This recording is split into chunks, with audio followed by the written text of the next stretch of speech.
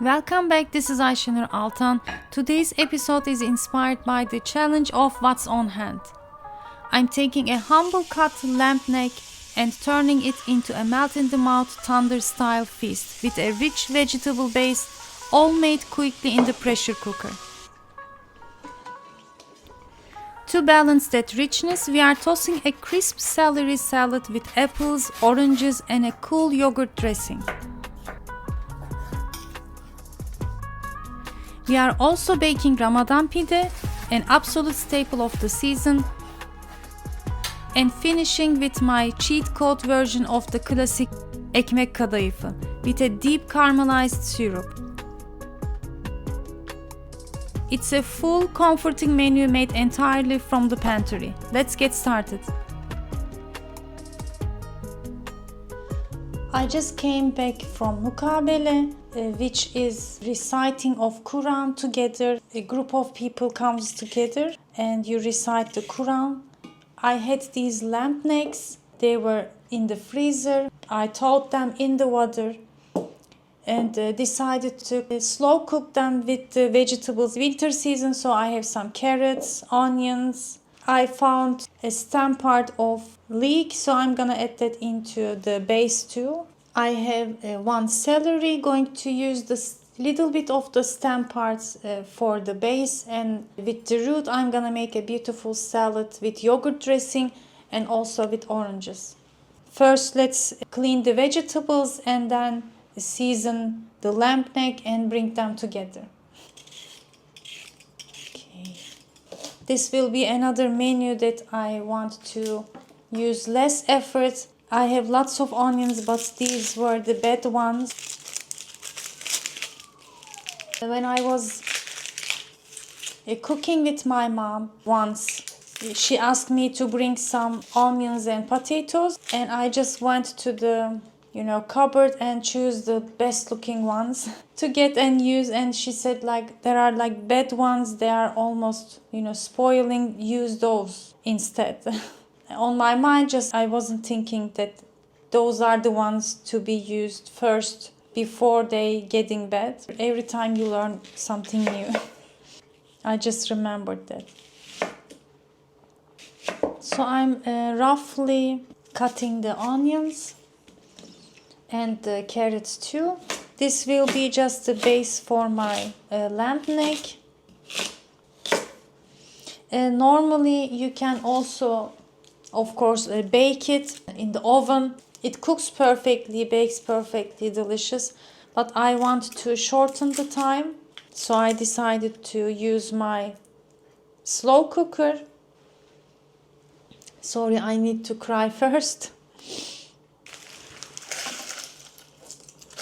I want to get the taste of the caramelized meat a little bit, so I'm gonna sear my meat first in cast iron pan. For the meat, I'm gonna just season them, just some salt and black pepper, that's it. I'm going to sear in the cast iron pan first. I want that sizzling, browning on my meat. Then we'll continue to cook in the slow cooker. This is it. And we are good to go.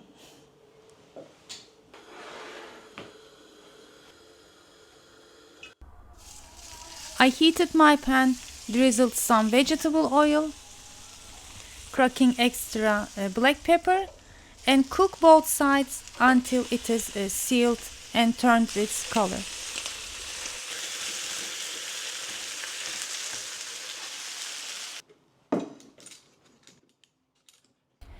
If you prefer, you can bake it in the oven.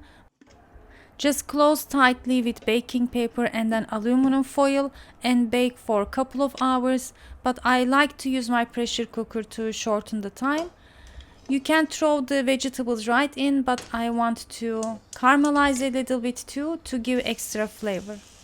Decided to add here one more onion and just stir it on high again for a couple of minutes.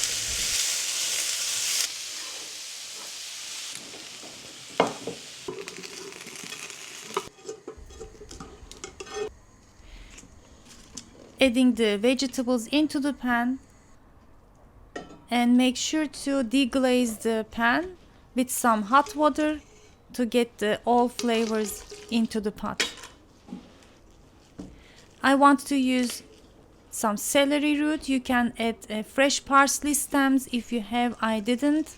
Drizzle some more water until it is halfway of the meat and vegetables, and we are good to go. Okay, I seared the vegetables too with the meat. I wanted to get that caramelized color.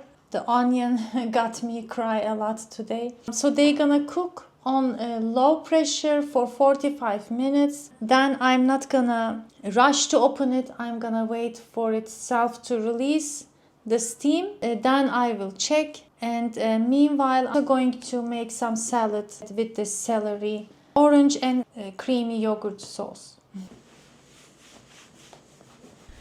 I was gonna make a rice, but then decided to serve it with the bulgur I already had.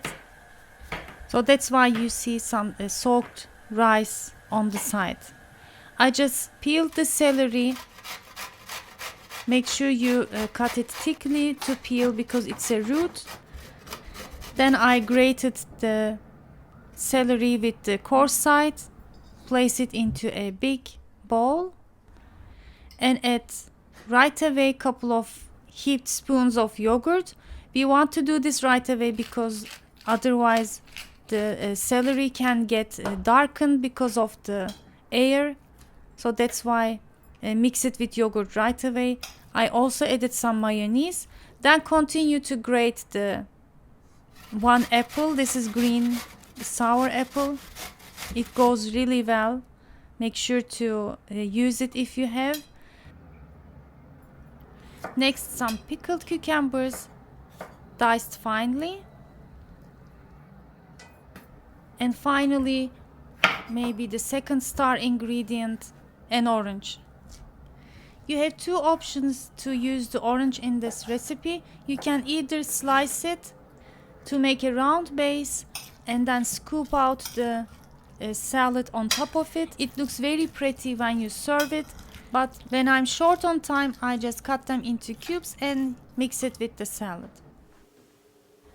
Now I shared several Ramadan Pide recipes on the channel before. I will make sure to link those in the description for you.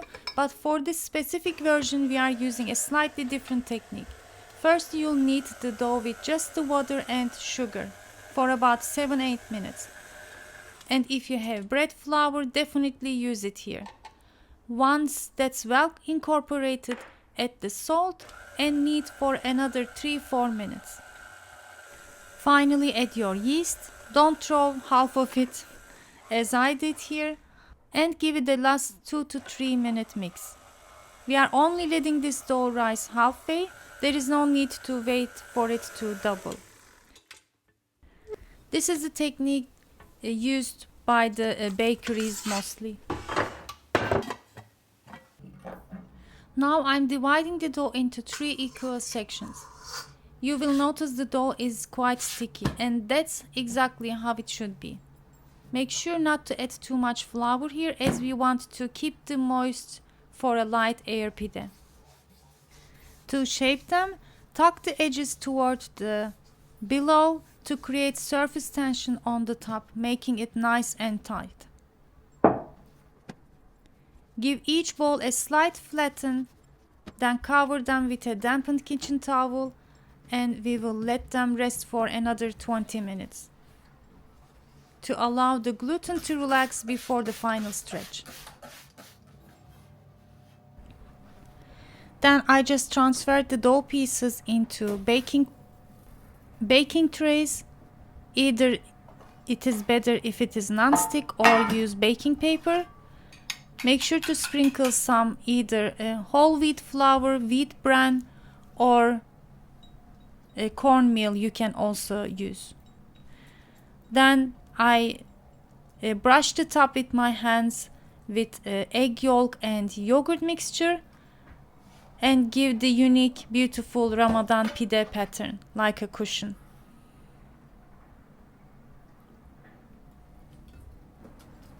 My oven is preheated to 225-40 degrees even. It should be high.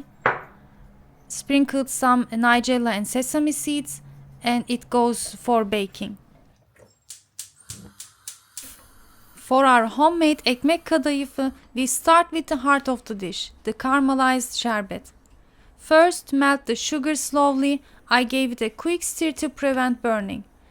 But I realized you can actually let it go a bit further. The deeper the color, the richer the caramel flavor. When you are ready, carefully add the hot water. Make sure to use a deep pot and leave plenty of space, as the sugar will bubble up and can spill over. Then let it simmer on its own until the sugar is completely dissolved. While that boils away, let's prep the bread base for our cake. Now for our bread base, this is a simple oil-free sponge designed to soak up as much as syrup as possible. We start by whisking 3 eggs with 2/3 of a cup of sugar until it is pale and foamy. Then I added 3/4 of a cup of yogurt, which gives the cake a lovely richness and signature springy texture. A little trick, I'm adding half a teaspoon of baking soda, and right on top of that, 2 teaspoons of fresh lemon juice. You'll see that it will start to fizz. That's the acid activating the soda for a perfect lift. Then add 1.5 cups of flour, and depending on the size of your eggs, if the batter looks too thin, you can add a couple of tablespoons more flour in it. I'm using rectangular medium-sized pan. Just buttered the bottom so it helps to bake evenly in golden color we want. Spread the mixture and bake it in the 170 Celsius degree oven until golden color. Now don't worry if your sponge cake looks a bit thin at first. It's not meant to be a high-rising cake on its own. The magic happens right now. Watch as it starts to soak up every drop of that beautiful caramelized syrup.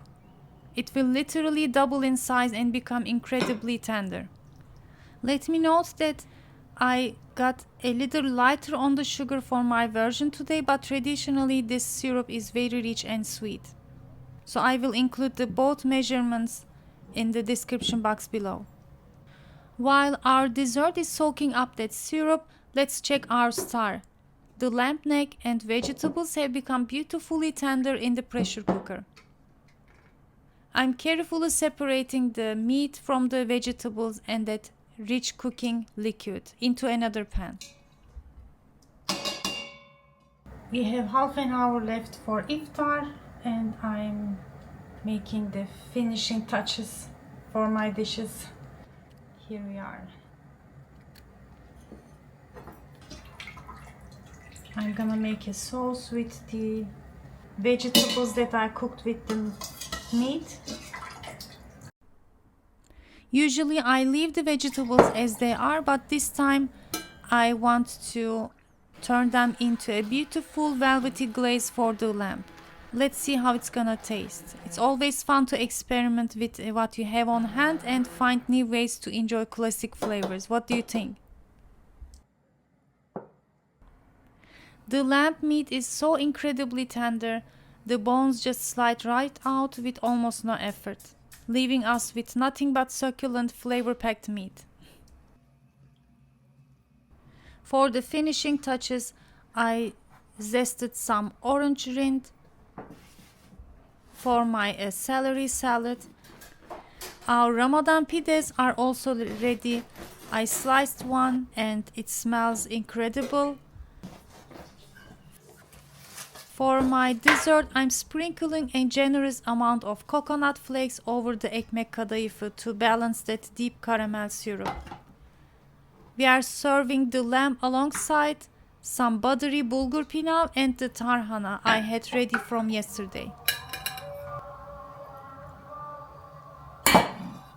It's amazing what you can create with just what's in the pantry.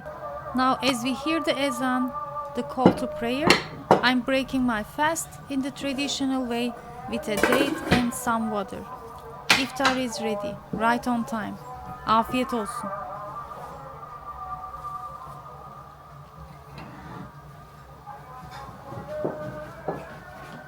Here is our iftar table. We're gonna eat on the tables. This is just an example how I'm gonna serve it. So I'm gonna taste the kebab with the bulgur.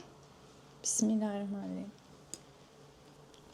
It's really soft and tender, beautiful. Goes well with the bulgur and the celery salad. This is really refreshing too. Let me try the sauce and then let you go and let me go.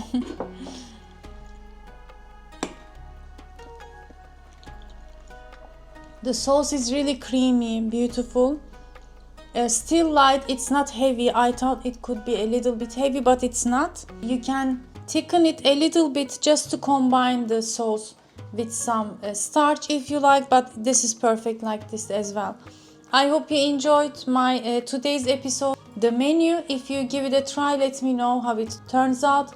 I'm gonna try this later, the dessert, and then show you after I finish my video. So thanks for watching. Stay tuned for more iftar menu ideas and different recipes from Turkish cuisine and Ottoman cuisine. And afiyet olsun. See you next time.